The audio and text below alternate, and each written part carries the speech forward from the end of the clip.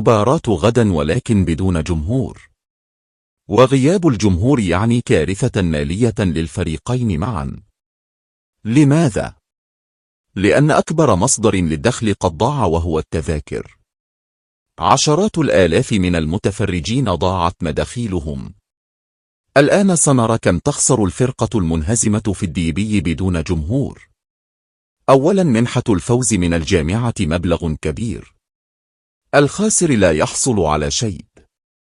أما التعادل فمبلغ أقل. يعني الخسارة تعني ضياع مبلغ مهم مباشرة. ثانيا، القيمة السوقية للاعبين تنخفض. الديربي الخاسر يقلل من قيمة أي لاعب بنسبة كبيرة. لاعب قيمته عالية سيخسر جزءا كبيرا من قيمته. يعني ملايين تبخرت من ميزانية الفريق. ثالثا، الإشهار والرعاية.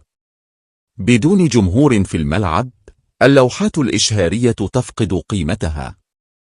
الراعي يقلل من المبلغ لأنه لا يوجد ظهور إعلامي. هذه خسارة إضافية بمبلغ كبير. رابعا، المصاريف لم تنقص. الأمن لا يزال يجب أن يدفع له. الفندق وتنقل اللاعبين مصاريف قائمة. غرامة الجامعة على الشغب السابق أيضا. المجموع مصاريف ثابتة كبيرة. الآن أرباح الفريق الفائز بدون جمهور. منحة الفوز مبلغ محدد. النقل التلفزي مبلغ كبير لأن الجميع سيشاهد من المنزل. الإشهار الرقمي مبلغ قليل فقط.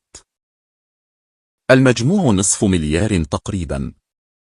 المشكلة: التذاكر كانت تجلب مبلغا ضخما. الآن غير موجودة. يعني حتى الفائز نقصت مداخيله بأكثر من النصف.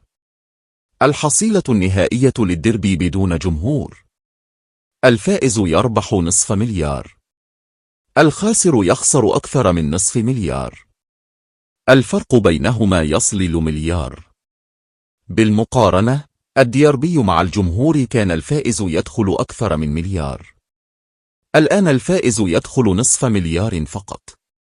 يعني الفريقان معا خاسران مبلغا ضخما بسبب اللعب بدون جمهور. من الخاسر الأكبر؟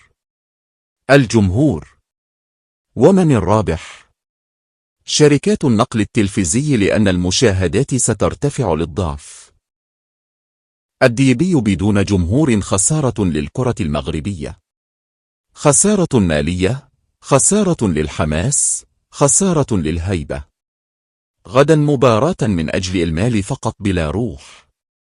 أنت مع من غدا؟ وهل توافق على إغلاق الملعب في وجه الجمهور؟ اكتب رأيك في التعليقات.